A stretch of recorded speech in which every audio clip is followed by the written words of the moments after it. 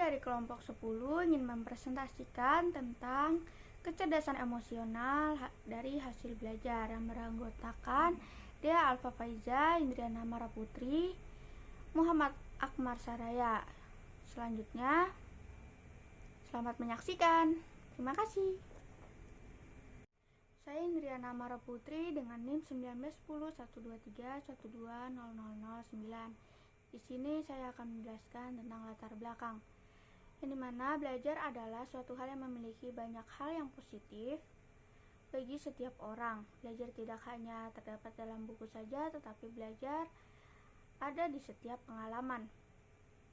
Belajar juga dapat membentuk emosi kita sejak dini. Emosi kita dapat terkontrol jika kita melalui proses pembelajaran.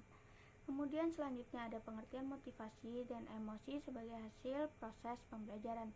Yang pertama ada motivasi lebih ditekankan pada individu siswa dengan harapan munculnya semangat untuk meningkatkan proses pembelajaran. Yang kedua ada William James mendefinisikan emosi sebagai keadaan budi rohani yang menampakkan dirinya dengan sesuatu perubahan jenis pada tubuhnya. Kemudian ada motivasi dan emosi yang terbagi menjadi 3 bagian, yaitu ada konsep dasar emosi dan motivasi, yang dimana emosi dan motivasi merupakan keadaan atau gejala psikologis pada individu. Dengan emosi, seseorang dapat merasakan sedih, senang, gembira, ataupun yang lainnya. Sedangkan motivasi yang menyebabkan seorang melakukan tindakan-tindakan yang lain. Kemudian yang kedua ada peran emosi dan motivasi, yang dimana emosi dalam individu berpengaruh dan membantu proses pembelajaran, dan motivasi yang membangkitkan semangat mereka. Kemudian yang ketiga ada implikasi adanya emosi dan motivasi dalam pembelajaran, yang dimana artinya motivasi yang dimiliki siswa memberikan pengaruh terhadap proses pembelajaran. Hal tersebut harus dapat dipahami oleh guru agar dapat menimbulkan emosi yang positif. Selanjutnya akan dilanjutkan oleh teman saya. Terima kasih. Oke, di sini saya Muhammad Akmar Saraya akan melanjutkan presentasinya, yaitu tentang fungsi emosi. Jadi emosi ini berkaitan dengan perubahan fisiologis dan berfungsi sebagai pikiran. Nah, jadi emosi ini kenapa berkaitan dengan perubahan fisiologis? Karena dengan adanya emosi, misalnya kita lagi bersedih atau lagi apa gitu, misalnya lagi marah, ya biasanya beberapa orang kalau misalnya sedih itu pasti ada perubahan fisiologis, yaitu salah satunya adalah ingin memakan sesuatu, contohnya coklat ya. Karena bagi sebagian orang coklat adalah salah satu makanan untuk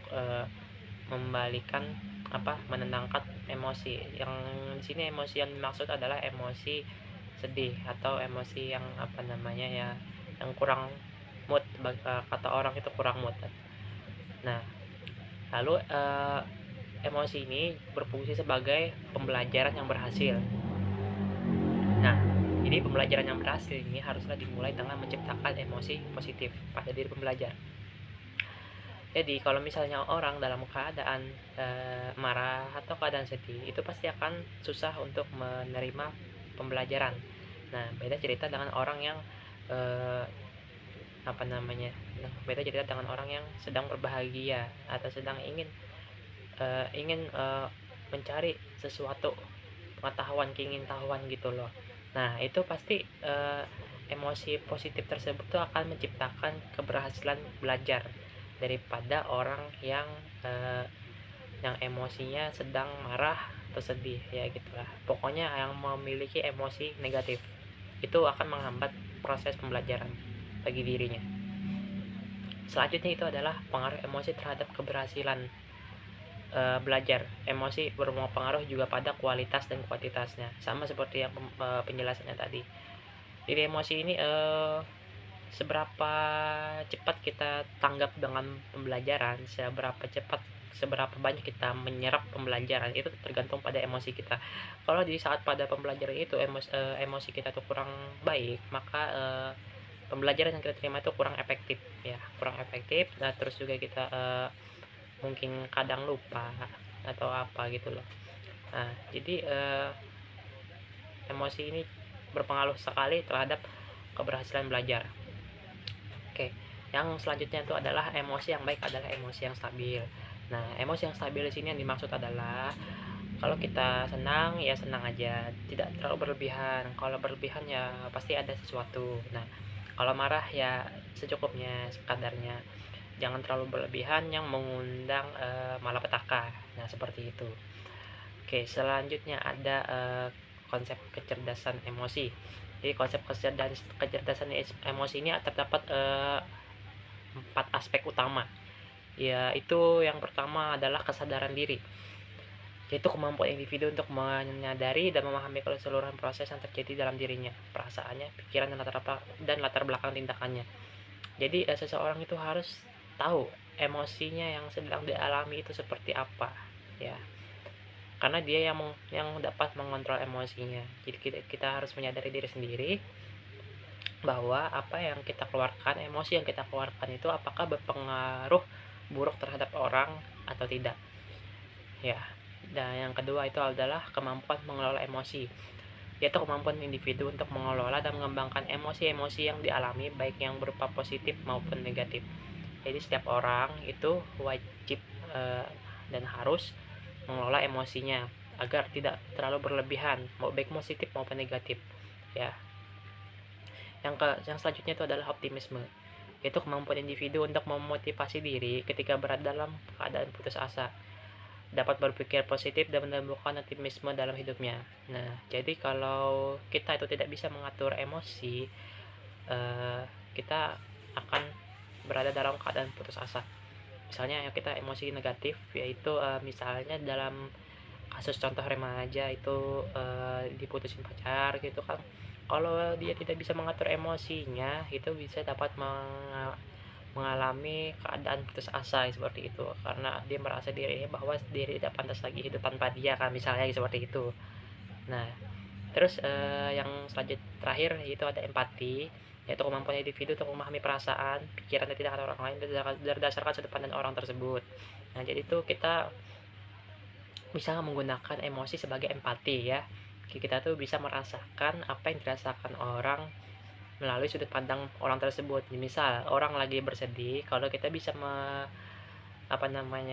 merasakan kesedihannya itu melalui sudut pandang orang tersebut, maka kita tuh sedang berempati terhadap orang tersebut. Beda halnya dengan simpati. Kalau empati ini lebih mendalam terhadap pikiran dan perasaan orang tersebut. Oke, selanjutnya akan dijelaskan oleh teman saya. Terima kasih. Assalamualaikum warahmatullahi wabarakatuh. Perkenalkan, nama saya Dea Alfa Faiza dengan NIM 19101233200019. Di sini saya akan menjelaskan tentang betapa pentingnya kecerdasan emosional dan hasil belajar. Di dalam proses belajar mengajar di sekolah, sering ditemukan siswa yang tidak dapat meraih prestasi belajar yang setara dengan kemampuan intelijensinya.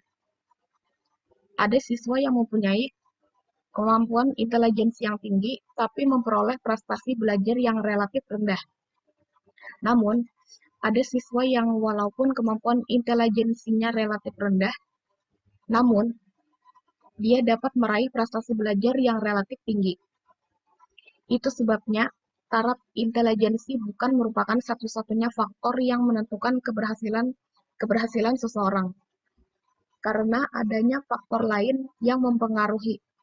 Menurut Goldman, 2000, kecerdasan intelektual hanya menyumbang 20% bagi kesuksesan, sedangkan 80% adalah sumbangan faktor kekuatan-kekuatan lain, diantaranya adalah kecerdasan emosional atau emotional quotient, yakni kemampuan memotivasi diri sendiri, mengatasi frustasi, mengontrol desakan hati, mengatur suasana hati, berempati, serta kemampuan untuk bekerja sama.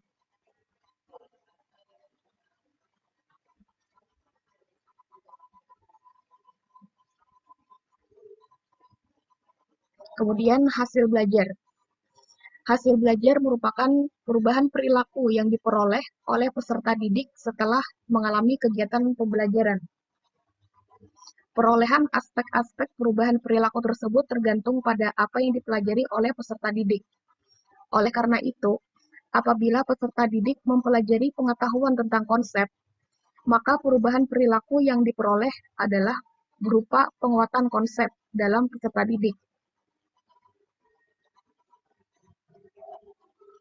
Dalam kegiatan belajar, tujuan yang harus dicapai oleh setiap individu dalam belajar memiliki beberapa peranan penting, yaitu 1. Memberikan arah pada kegiatan peserta didik. Bagi pendidik, tujuan peserta didik akan mengarahkan pemilihan strategi dan jenis kegiatan yang tepat. Kemudian, bagi para peserta didik, tujuan itu mengarah peserta didik untuk melakukan kegiatan belajar yang diharapkan dan mampu menggunakan waktu seefisien mungkin. Yang kedua, untuk mengetahui kemajuan belajar dan perlu tidaknya pembinaan pada peserta didik bagi peserta didik dengan tujuan peserta didik, pendidik akan mengetahui seberapa jauh peserta didik telah menguasai